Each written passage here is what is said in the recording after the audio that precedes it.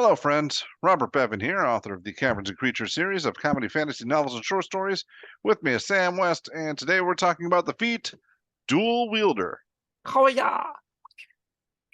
Step. This is a feat from the PHP. You are a master with two weapons, gaining the following benefits.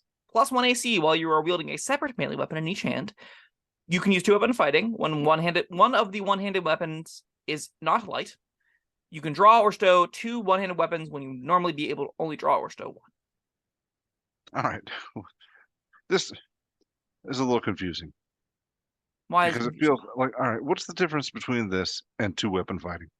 So two-weapon fighting is a shorthand for attacking with an offhand weapon after attacking with a light weapon in your other offhand.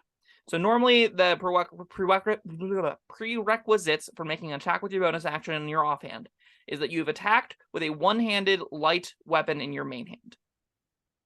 Then, when you make the offhand attack, if you don't have the two-weapon fighting style, doesn't add your strength or dex mod, whichever you're using, to the damage of the second hit. That's normally what occurs with two-weapon fighting. Dual Wielder. All right, I thought this was you can use the two-weapon fighting style. That's not. No. Okay. Now I'm even more confused. Yep. That's reasonable. So the two-weapon, I'll just double check. Yeah, the two-weapon fighting style. When you engage in two-weapon fighting, meaning you're making an attack, you've taken the attack action with at least making one attack roll with a one-handed light weapon, a light weapon in your main hand. Mm-hmm. You can engage and a bonus action attack in your offhand if it is also light. This feat says you can use a main hand weapon that is not light, and only the offhand weapon has to be light. It also gives you an AC if you have two weapons in your hands, and whenever you engage a fight, you can draw both weapons where you normally only draw one. So, like, if someone gets the drop on you, you're good. Yeah. I don't think this feat is very good. Oh, why not? Because I think the fighting style is the bulk of what you want. You most care about getting the modifier on the damage of the second hit. If you're not getting that, you don't want this feat at all because you don't want to be two-weapon fighting. Second thing that I don't think this makes this very good is if you are using non-light weapons, the best option you have is Rapier, which is a D8 damage. Alternatively, you could just use a short sword, and that does a D6. And really crucially, the reason I'm talking about those two weapons is because they're finesse. And your light weapons, typically you want to be a dex-based character because it's better for your AC. It's almost like if damage dice are across the board around the same anyway, adding your dex gives you better AC, gives you better dex saving throws. You care more about your dexterity modifier, generally speaking. So you'll want to have a higher dex anyway.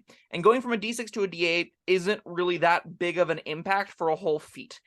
It giving you +1 AC and a dice upgrade for one of your two-handed or one of your weapons you're making with two-weapon fighting is just not that high of an impact for an entire feat, especially when you compare to something like Great Weapon Master, which is adding a 10 damage to hits and does more things. Whenever you're looking at Sharpshooter, that adds 10 damage to your hits and does more things, right? Like, those feats have so much more meat to them. Sentinel gives you a Bulwark-style reaction-based attack strategy. Polearm Master gives you offhand attacks with your polearm while doing other things. This is just +1 AC, and you can upgrade from a short sword to a rapier, and that's just not that impactful. So with this feat, you could dual wield two rapiers. No. You can have so the dual wielder line specifically says you can use two-weapon fighting even when the one-handed melee weapons. Oh, you're right. You can dual wield rapiers. I'm sorry. I thought it said when one of them is. No, it's when the one-handed. Yeah. All right. A little bit less confused. This upgrades both dice. You're right. I'm sorry. Does that make you feel any better about it? Not really. Going from D8s to D6s just isn't that exciting. It will help that if you want to be a strength-based dual wielder, this is basically a requirement because it lets you use long swords. It also lets you use like dual wielding hand axes, which is kind of cute. But you can just do the dexed version and have no real issues. The dual wielder archetype often really struggles because it doesn't scale particularly well. It's really good out the gate because it's 2 attacks at level 1, and that's really powerful, especially on fighters that are adding their damage to the second hit. Rangers get that at second level, which is pretty good. So you're making 2 attacks a turn. Both of them are adding your dex mod damage and hit. You're pretty happy with that for 2d6 damage every single round. It just hits like a truck consistently. It'll be a little bit better than making one attack with a greatsword on average, which is pretty sweet. that then competing, then as you get higher level, as you start getting more attack rolls with more things, and you're adding more to the damage of those attack rolls, this starts to get a lot worse. This is better-ish with things like Slasher and Piercer. Like, you could, if you can find ways to weaponize the damage types a little bit better, there's some interesting routes to go. I don't really want to commit an entire feat to slight dice upgrades, especially when the dice upgrades look stupid. Like, dual wielding rapiers is one of the dumbest things you can do appearance-wise. That's not the point of that weapon. I think it looks pretty cool, but Bob, I want you to in take a my picture of imagination. Fencer, and that Fencer's going like this. Well, no, he's going like this. He's fighting on two fronts. I think it looks stupid. I respect that you think it looks cool. All right. Looking stupid aside. Yeah, I was kind of on board with you until you mentioned the other stuff like Slasher or what's the other one? Piercer. That's I don't know. I think there's well, all right. Now, for a character that's never going to get extra attack, then this is 2 attacks. You already have 2 attacks. You don't need this to make 2 yeah, attacks. that's true. Yeah. Well, shucks. It doesn't help that the Slasher and Piercer both are gated at once per turn for their all right. for special effects, but their crit stuff does apply to all your hits. So like more attacks are better with Slasher and Piercer. Yeah, you'll crit more often, and thus they will be slightly better for this character. I think if you're taking either of those feats, you're taking them instead of this, not in addition to this. So there's got to be something like. All right, but even all right, yeah. No, all right, I'm drawing blanks again. So this isn't the worst feat to ever exist. This isn't unusable. Upgrading your dice isn't the end of the world, and that's the bulk of what it does, is you go from using 2 short swords to 2 rapiers. Muy bueno. That's what you've done. You now have slightly better dice.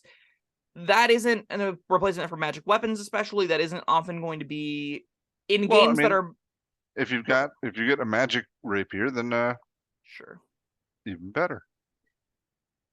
If a lot of the problem comes down to this being predominantly a dex-based build, and the strength-based weapon being the main ones that get weapons for the main hand. So, like, if we look at the simple or the martial melee weapons that are one-handed, you've got like battle axes, which are side grades they're the axe version of long swords. You got better than that, nothing. Morning stars are a side grade to it. The rapier is the finesse version, right? So if you want to be using a strength build with 2 long swords, this is how you do it. You can attack with 2 morning stars. Alternatively, if you really want to do the strength-based version of it, which is probably fine, I don't think it's better than Great Weapon Master. I think that's obviously where it's competing the most with, and that's where it's had the most problems. It also doesn't help that this is a build that isn't then using a shield and isn't doing a lot of the other defensive stuff that you would normally expect to see alongside a longsword. It does give you a +1 AC. That's a little something. Which is alongside the dex means you're going to often be sitting on a pretty high AC, so it's kind of like you're allowed to wear half a shield while you use Dual Wielder. Sure. If you're the dual wielding character, there aren't a lot of options for you. I could see taking this. I don't think I take this over ability score improvement. I think +1 to my AC, because I have a +1 dex, is better, because it adds +1 to the damage and attack rolls of those dex-based weapons too. So like that's better than using 2D. So if I'm looking at a character with 16 dex or 18 dex, or taking the dual wielder feat, I'm going to upgrade, because the upgrade from 16 to 18 gives me the extra to hit and damage, which would be the equivalent of upgrading the dice, but it doesn't also let you get the hit. Like, it's just, the ability score improvement is going to feel better than dual wielder is. That's ultimately where I think this is at its least takeable, is the characters that would want to take it would go, well, I'd rather just have a dex bump anyway, and that makes it pretty bad. It's not awful. If you run out of feats, or you don't run out of feats, if you run out of ability score improvements, you're like, I'm happy with the 20 dex, I don't really care about increasing my con, dual wielder it is. Sure. It gives you the AC over 20 that you're looking for, it gives you a damage dice upgrade, which is fine, and maybe lets you finally use that magic longsword you've had in your back pocket for forever, but like, for the most part, if a feat isn't better than ability score improvement, I have a hard time getting excited about it, and this feat isn't. Yeah, I don't know, are there... I want to believe there's got to be some kind of build to take advantage of this, but you kind of took the wind out of my sails with those Slasher and Piercer being gated to once per turn. So not with those, but with something else. It's got to be something like, but I don't know. A big problem that dual wielders tend to have as well is beyond them being locked to decks, which is again normally what they're doing is their dex-based builds. You have dual wielders. The bonus action is just always eaten up, which gives you your ability to do other things. It reduces that total quantity, right? If you are dual wielding and you're attacking with 2 weapons every turn, you've committed to a bonus action and an action every turn. Yeah. Whereas other builds have only committed to an action. So you can take more advantage of features like Hunter's Mark, of spells like Hunter's Mark. I mean, you can take more advantage of effects that want you to be attacking more often. The problem is you're in this juggling race where you're like, okay, well, I have to forgo an attack this round so I can get the Hunter's Mark set up on it. And then I hit it once this turn with the Hunter's Mark for the bonus damage. The next turn I get the 2d6 bonus damage. And if it dies, then the turn after that I have to move it and juggle and move it and juggle. And it doesn't feel like you're actually getting all that much more out of it than just attacking with a greatsword and getting always the Hunter's Mark damage, always the, longbow damage, and getting all of the other build around options that comes with while leaving your bonus action open to do other things with as needed. Yeah, well, that's all I got. I'm at least I know what it does now. I feel a lot better than when I came into this video. Listen, I still stumbled my way through it even after we'd read it, and I messed up like 4 different things while we were talking about it. So like, I get it. I'd like to see the next version of this game dual wielding cleaned up a lot. I think it deserves better. I think that it can be really aggressively powerful, so they want to make sure they do it right, but they didn't do it right this first time around. It's kind of clunky. Bonus actions are really competitive now. We don't have room for dual wielders the way that they used to be. They're still fine, but like, tune it up. Give us a little bit better feats. Give me more reasons to attack with my offhand weapons. All right, well, you got a rating? I think this is a 3. I don't think it's abysmal. It's, again, if you run out of ability score improvements for the character that's going the dual wielder, this is a fine upgrade. It's just never a feat that I'm rushing to take ever. Yeah, I was expecting you to say kind of lower, but I'm thinking 3 with the caveat that somebody justifies that for me. I'm sure there are builds for this. Yeah. I'd be interested to learn about one. I don't think they're as good as the other common fighters builds, though. No, probably not. Yeah. But I've been surprised. So nice. Like to be surprised again. All right, that was Dual Wielder. Thank you, Sam, and thank you everyone for joining us. Let us know what you think in the comments, and yeah, how do you make Dual Wielder work to its maximum capacity? Let us know, and we'll see you next time. Bye-bye.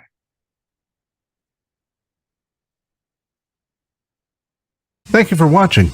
If you found this helpful, informative, or entertaining, I'd really appreciate it if you hit the like button below. You needn't smash it. A gentle tap will suffice. If you want to see more videos like this, subscribe to the channel. And make sure you check out the links in the description, where you'll find my Caverns Creatures series of comedy fantasy novels, Sam's full review of the spell, and other fun things.